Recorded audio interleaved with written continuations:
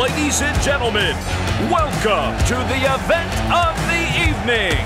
In the red corner, we have the football analyst with sharp insights and expert analysis, Edward Kalantarian. And in the blue corner, please welcome the brilliant and passionate football expert, Armen Karamyan.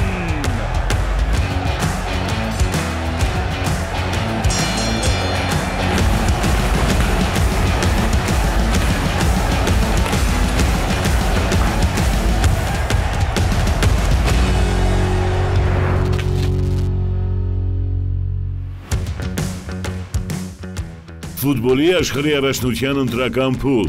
Հայաստան-Հունգարիա կարող է արդյոք մեր ընտրանին կադրային խնդիրներով դիմակայել ուժեղ մրցակցին։ Դարձյալ միջազգային դադար եւ Հայաստանի հավաքականը վերջին հանդիպումները կանցկացնի 2026 թվականի աշխարհի առաջնության ընտրական փուլում։ Առաջիկա խաղում նոյեմբերի 13-ին մրցելու են Հունգարիայի հետ, որին մեկ ամիս առաջ Բուդապեշտում պարտվեցինք 0-2 հաշվով։ Իհարկե այն ժամանակ Հունգարիան կադրային խնդիրներ ուներ հարձակման գծում, իսկ Հայաստանի հավաքականը գրեթե մարտական կազմով էր մոտեցել դիմակայությանը։ Հիմա պատկերը հակառակն է, մենք բավականին լուրջ կադրային խնդիրներ ունենք, իսկ Հունգարիան կարելի ասել մարտական կազմով է ժամանելու Երևան։ Ինչ կլինի, բարդ է ասել եւ հիմա կքննարկենք, բայց եթե կարողանանք հաղթել Հունգարիայի հավաքականին եւ Պորտուգալիան էլ հաղթի Իռլանդիային, մենք դարձյալ մրցաշարային հաղթանակում կարող ենք վերադառնալ երկրորդ հորիզոնական եւ շարունակել պայքարը ուղեգրի համար։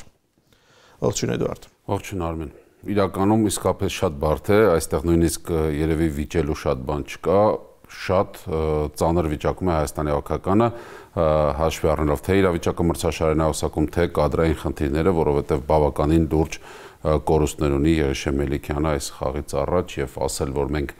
կարող ենք հաղթել Հունգարիային, իհարկե միշտ ինչ որ մեկը մյուսին կարող է հաղթել, բայց սա ինչ որ չափով ֆանտաստիկայի ժանրից է։ Միակ դրական կետը կամ հաղթաթուղթ կարող է հանդիսանալ սեփական հարկի տակ խաղալը, բայց մրցակիցը արդեն նշեցինք, որ բավականին ուժեղ է եւ Պորտուգալիայի հետ կարողացավ ոչ ոքի խաղալ։ Հիշենք նախորդ տարի ինչ արդյունքներ էր գրանցում Եվրոպայի առաջնությունը Հունգարիայի հավաքականը։ Այդ տեսանկյունից իհարկե շատ բարդ է, նայում ենք հարձակման գծի այն 3 ֆուտբոլիստերին, որոնք հիմնականում խաղում են, Բարսեղյան, Միչախչյան եւ Սելարայան, նրանք 3-ն էլ չկա Գոչուկվու Իվուն, Արթուր Միրանյանը խնդիրներ ունի, չի միացել հավաքականին,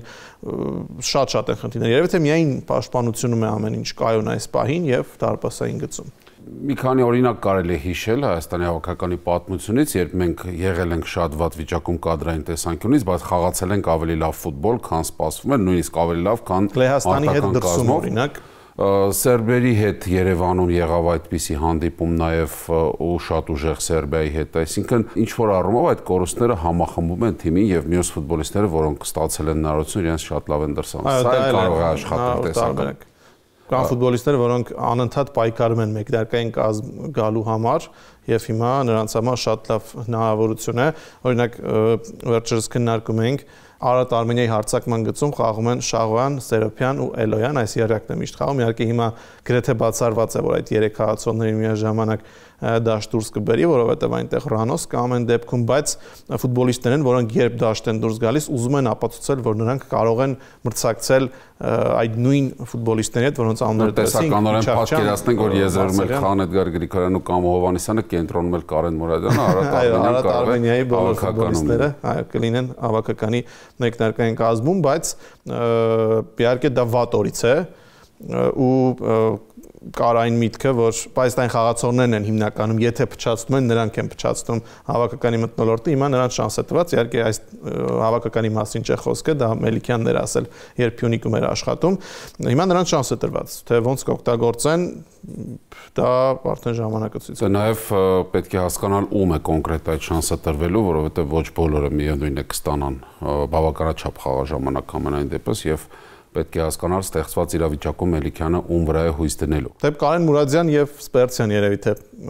կիսապաշտպանության կենտրոնում ուրիշ հենակետային դիրքում, դե Սպերցյանը շարունակելու է այո այդ դիրքում խաղալ։ Իդեպ արդեն նորից ավակի թև կապով Էդուարդ Սպերցյանը նորից հավաքականի ավակն է, Երեշե Մելիքյանը այդ մասին խոսեց,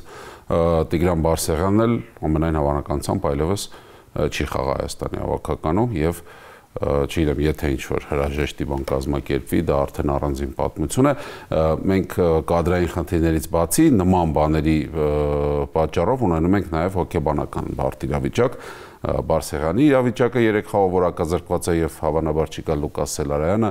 այլևս չի խաղա Հայաստանի հավաքականում, ասում էին, որ Նաիր Տիկնիզյանի հետ կապված խնդիրներ կան, բայց նա հրավիրվել է եւ ընդունել է հրավերը գալու է եւ այսպես շարունակ։ Հիմա ֆուտբոլիստների որ կորցնենք այսպես դա ոչ մի կերպ չի ուժեղացնելու մեր հավաքականի։ Սա այն մասով, որ առաջիկա 2 տարվա ընթացքում ինչի շնորհիվ մեր հավաքականը պետք է առաջընթաց գրանցի։ Լրիվ համաձայն եմ ու եթե առանձին ֆուտբոլիստային են քննարկում Տիկնիզյանին անդրադարձար, երևի թե սա շանս է, որ Մելիքյանը կարող է նրան մի փոքր ազատություն տալ արչեւի գծում խաղացնելով դե նոմինալ պաշտպան է Նաիր Տիկնիզյանը, բայց հարձակողական ոճի գործողություններ շատ է սիրում, շատ է միանում գրողներին, շատ է մարշի հրանգով նաև թողնում պաշտպանությունը եւ դիրքային գրողների ժամանակ անմիջապես միանում հարձակմանը կտրուկ փոխանցման միջոցով դիմակցի։ Հիմա կարող է նա ձախ վինգեր լինել, թիկունքում օրինակ Էդգար Գրիգորյանը խաղա, իրականում չունենք ձախից շատ տարբերակներ դա էլ է այս երկու տարբերակն են ընդհանրապես։ Այո, երկուսն էլ միաժամանակ լինեն դաշտում եւ գայթակղիչ են ճում, բայց նաեւ ռիսկային է։ Իրականում գայթակղիչը, այո, ռիսկայինը, չգիտեմ ինչ նկատի ունես, կուզեմ բացատրես, ամեն դեպքում երկուսն էլ պաշտպան են եւ երկուսն էլ լավ են պաշտպանում այդ տեսանկյունից պաշտպանությունը միգուցե ավելի լավ տեսք ունենա եւ Տիկնիզյանը օգնի Գրիգորյանին։ Ռիսկային է հաշվի առնելով, որ դրանից 3 օր հետո եւս մեկ հանդիպում կա եւ երկուսն էլ եթե օրինակ ծանրաբեռնվածությամբ խաղան, հաջորդ խաղի համար կարող են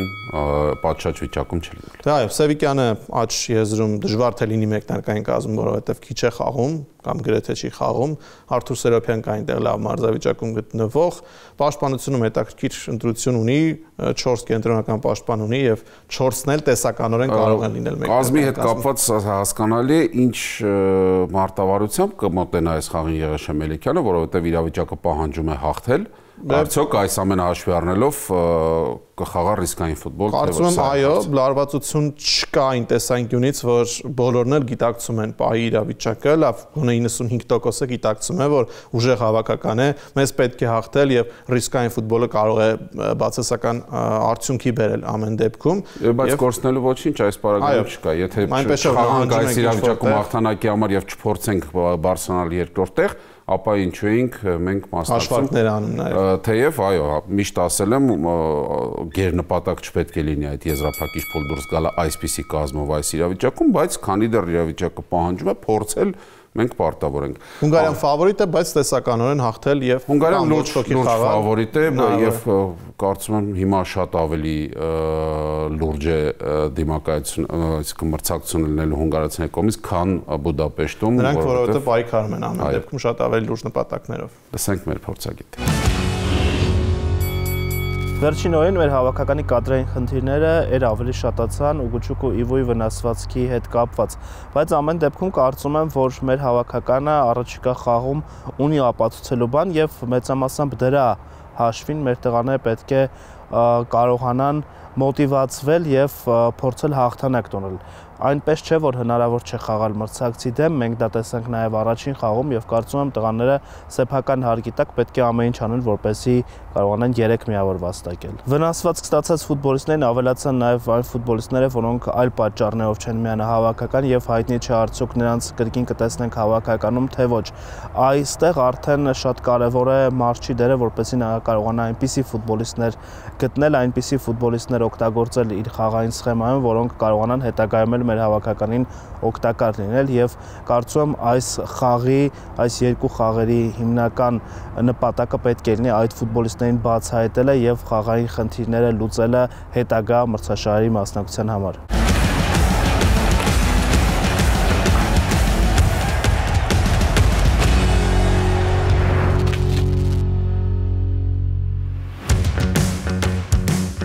Ֆուտբոլի աշխարհի առաջնության ընտրական փուլ Պորտուգալիա, Հայաստան։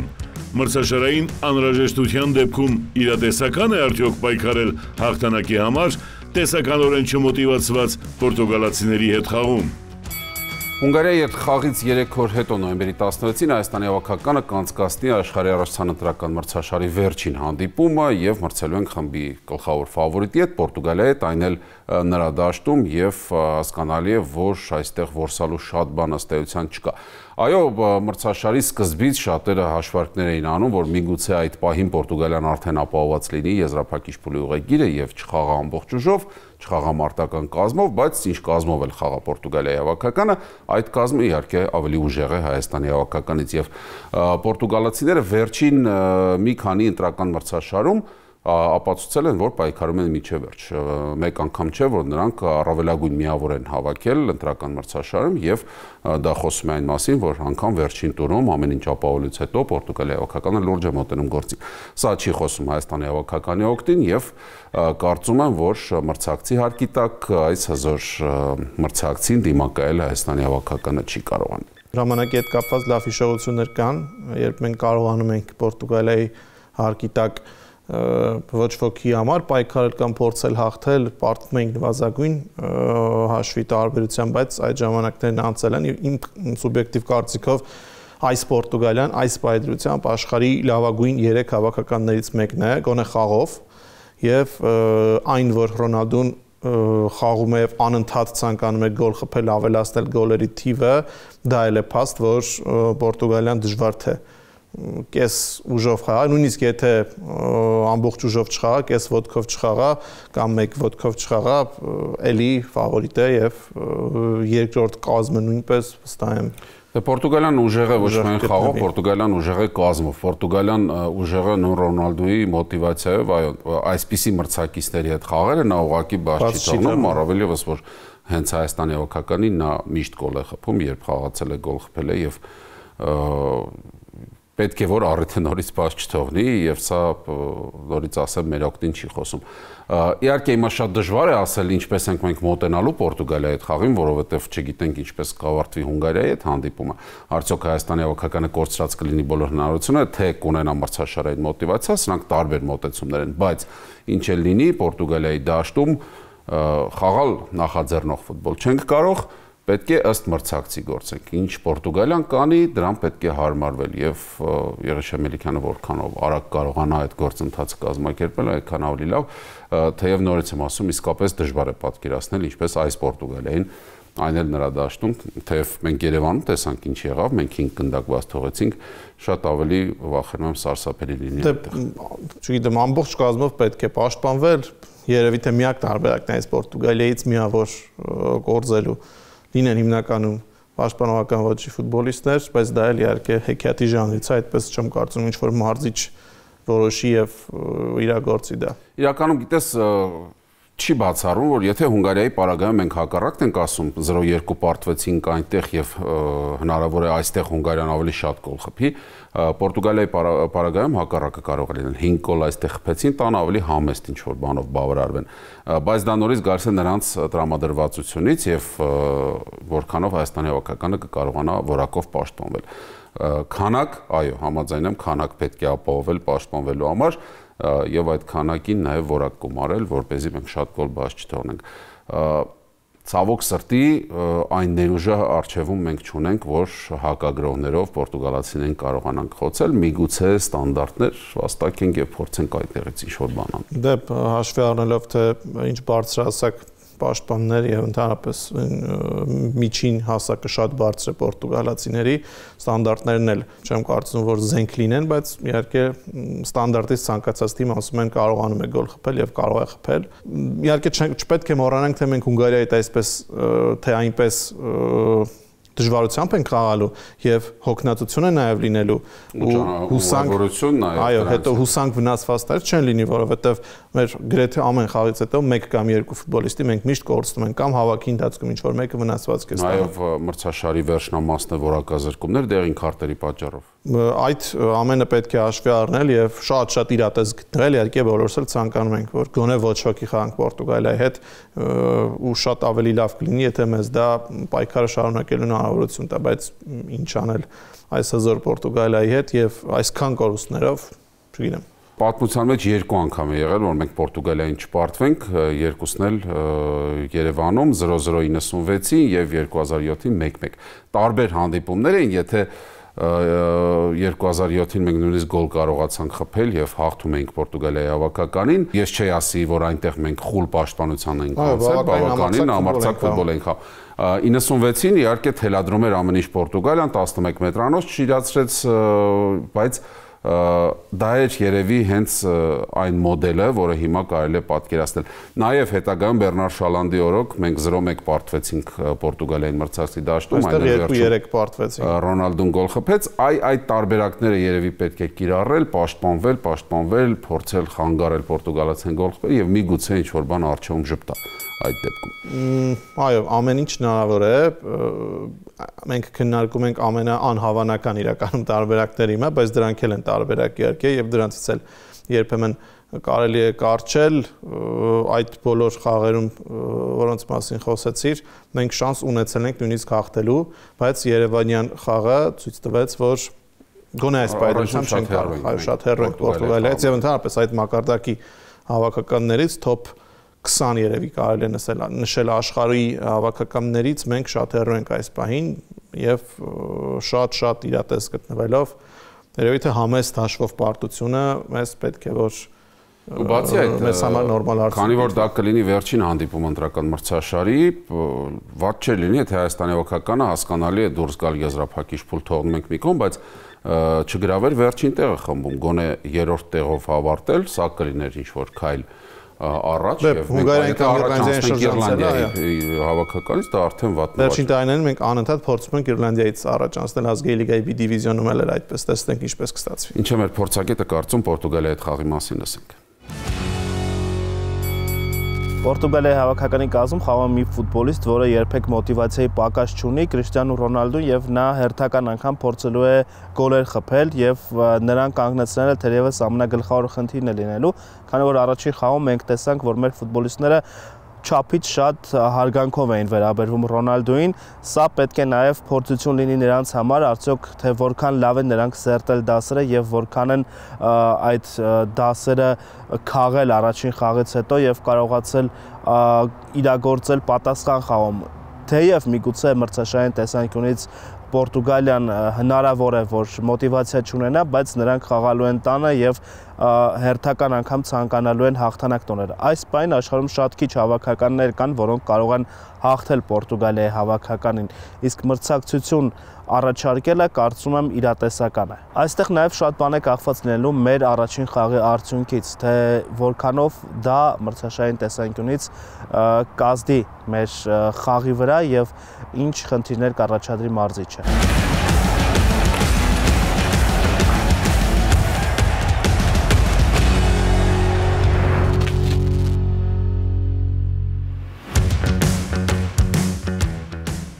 Ֆուտբոլի աշխարհի առաջնության եզրափակիչ փուլ են արդեն դուրս եկել Ուզբեկստանի, Հորդանանի եւ Կաբո Վերդեի հավաքականները։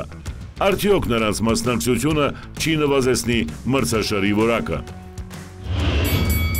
2026 թվականի աշխարհի առաջնության մեկնարկին հաշված ամիսներ են մնացել եւ վերջին ուղեգրերն են խաղարկվում այդ առաջնության։ Բայց կան հավաքականներ, որոնք արդեն նվաճել են իրենց տեղը քառամյակի ֆուտբոլային գլխավոր իրադարձությունում եւ դրանցից Ուզբեկստանի, Հորդանանի եւ Կաբո Վերդեի հավաքականներն են։ Իհարկե այդ հավաքականների անունները լսելիս ոչ մի կերպ չեն կարող պատկերացնել, որ նրանք մրցունակ կլինեն աշխարհի առաջնությունում եւ կարող են օրինակ play-off դուրս գալ։ Իհարկե ֆանտաստիկայի ժանրից հեքիաթներ լինում են եւ միգուցե օրինակ Ուզբեկստանի հավաքականը կարողանա ինչ-որ արդյունքի հասնել։ Ես չեմ կարծում, որ Ուզբեկստանի կամ Հորդանանի հավաքականների մասնակցությունը աշխարհի առաջնությանը ինչ-որ կերպ փայլը կնվազեցնի կամ կգցի շատ են լինում թույլ հավաքականներ, որոնք մասնակցում են օրինակ 2022-ին Թունիսիա հավաքականներ մասնակցում եւ ֆուտբոլասերը հիմնականում աշխարհի առաջնություն սկսում են նայել play-off-ից սկսած, իսկ այդտեղ արդեն թույլ հավաքականներ հիմնականում չեն լինում։ Իսկ մինչև play-off-ը առաջնություն նայել պետք չէ։ Նայել պետք է իհարկե, բայց այն փայլը չունի, ինչ play-off-ում լինում են, ինչպես արդեն ասացի, օրինակ Թունիսիա հավաքականը կարելի ապահովել, եթե ամենաուժեղները մասնակցեն։ Ես իհարկե ամենայն հարգանքով այդ հավաքական նկատմամբ նրանց չեն նվիրել այդ ուղեգիրը, իրենք վաստակել են, բայց Հիմա վաստակում են շատերը ուղեգիր, որովհետև 48 հավաքական է մասնակցում եզրափակիչ փուլին, ընդլայնել են մասնակիցների շրջանակը եւ շատերը դրանից օգտվում են։ Եզրափակիչ փուլը կարծեմ դրանից չի շահի, որովհետև շատ անցումային խաղեր կլինեն։ Այո, տոն կլինի այդ երկրներում, այո, FIFA-ն ժամանակին սկսեց UEFA-ն, հիմա FIFA-ն դրան միացավ, ընդլայնում է, որպեսզի ավելի շատ հավաքականներ մասնակցեն ֆուտբոլային տոնին, բայց դիտարժանությունը ընկնում է եւ կոնկրետ խաղերի մասին ես դու խոսում, ոչ թե աշխարհի առաջնության դիտարժանության։ 2018-ին Թունիս խաղերով է առաջնության դիտարժանությունը։ 2018-ին խմբում Թունիս Պանամա զույգ կար։ Եվ դա ոչ մի կերպ չէր գցում աշխարհի առաջնության փայլը, ոչ ոք չէր խոսում, դե լավ, ես ինչ խաղ։ Միայն Թունիսը եւ Պանաման, եթե նայեն այդ խաղը, բնականաբար նրանց այդ երկրների բնակչությունը նայում էր, արդեն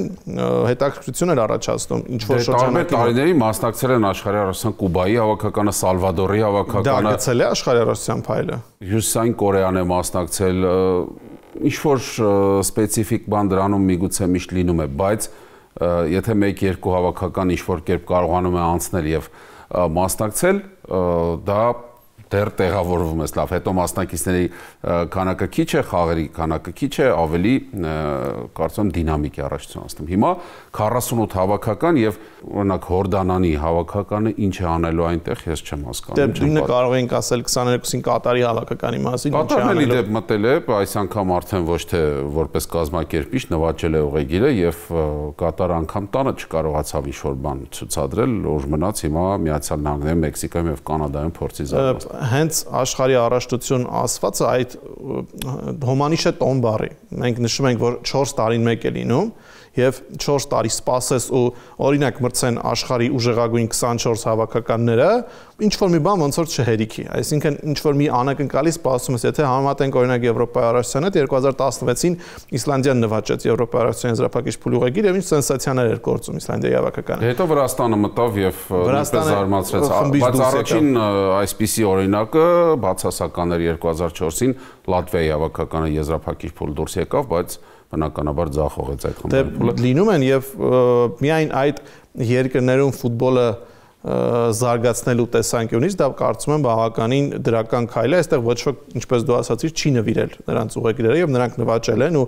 դա արդեն ֆուտբոլի զարգացման տեսանկյունից հասկանում եմ, թե Հայաստանի հավաքականը դուրս գա աշխարհի առաջնության եզրափակիչ փուլ, մեզ համար դա կլինի հրաշալի, բայց ամբողջ աշխարհը չի հասկանա այդ թիմը որտեղից է։ Հանրային հեռուստաընկերության մեկնաբանները կարող են կանգնել եւ խոսել, ասել ինչու է Հայաստանը նվաճ, ինչ է անելու Հայաստանի հավաքականն այնտեղ։ Կոնկրետ երկրների համար այո, դա ուրախություն է, տոն է, բայց մնացածի համար ուղղակի դիտարժանության պակաս է կարծում, որովհետեւ այդ հանդիպումները այսպես ասենք անուն չունեցող թիմերի մասնակցությամբ հանդիպումները դիտողականություն չեն ունենալու։ Սա է վնասելու աշխարհի առաջնության հեղինակությունը։ Էլի համաձայն չեմ, դիտողականություն միշտ կունենան, որովհետև օրինակ եթե Արգենտինան ու Հորդանանը նույն խմբում հայտնվեն, Արգենտինան ում հետ էլ խաղա, Արգենտինայի համար կնայեն։ Խոսքը, բայց նրանք այնպես չի լինելու, որ հայտնվեն նույն խմբում, հնարավոր է այդպես լինի։ Բայց օրինակ եթե լինի Հորդանան Կաբո Վերդե խաղը, միգուցե քիչ դիտողականություն ունենա, բայց եթե Կաբո Վերդե օրինակ Լեհաստան կամ ինեմ Դանիա, Նորվեգիա, Պորտուգալիա այդպիսի խաղեր լինեն, բնականաբար դիտողականություն ամեն դեպքում կունենա։ Իսկ երբ որ Պորտուգալիան նույն Կաբո Վերդեին խփում է 8 գնդակ, 10 գնդակ, դա չի խոսում այն մասին, որ շատ լուրջ դիսբալանս կա եւ նման հավաքականները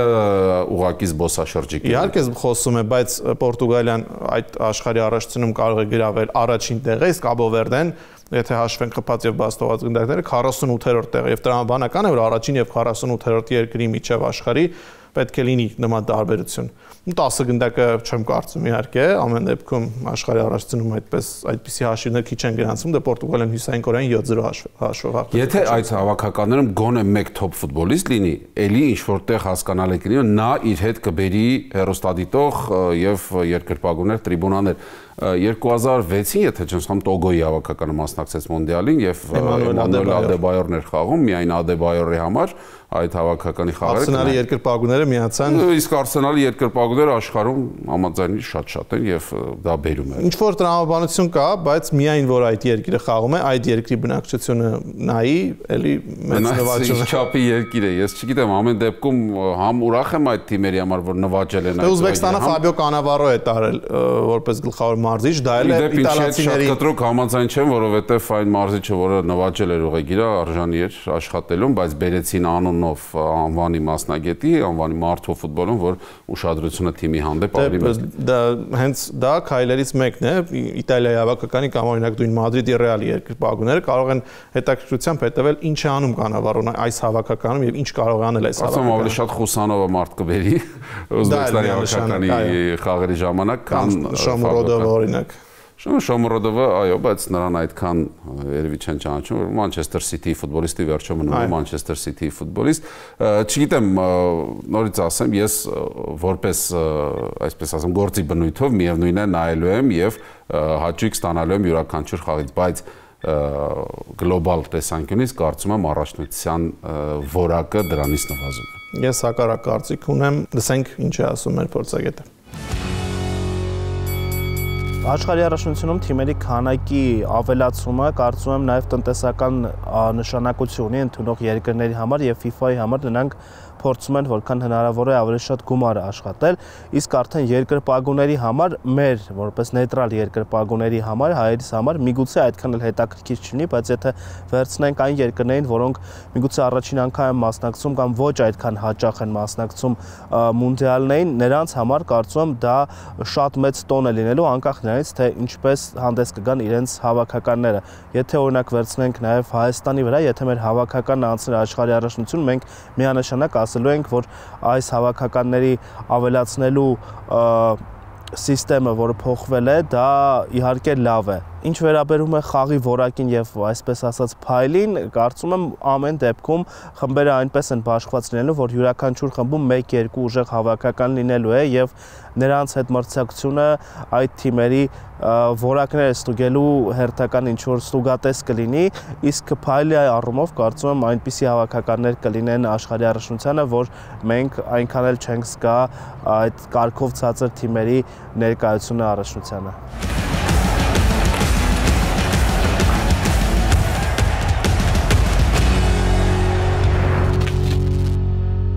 Աշխարհի առաջնության ընտրական մրցաշարի վերջին երկու խաղում Հայաստանի հավաքականին մաղթենք հաջողություն, իսկ եզրափակիչ փուլը թողանցնի միայն հետաքրքիր խաղերով։ Իսկ մենք կհանդիպենք մեկ շաբաթից եւ կքննարկենք Հայաստանի հավաքականի խաղերը։ Ladies and gentlemen, welcome to the event of the evening. In the red corner, we have the football analyst with sharp insights and expert analysis, Edward Kalantarian. And in the blue corner, please welcome the brilliant and passionate football expert,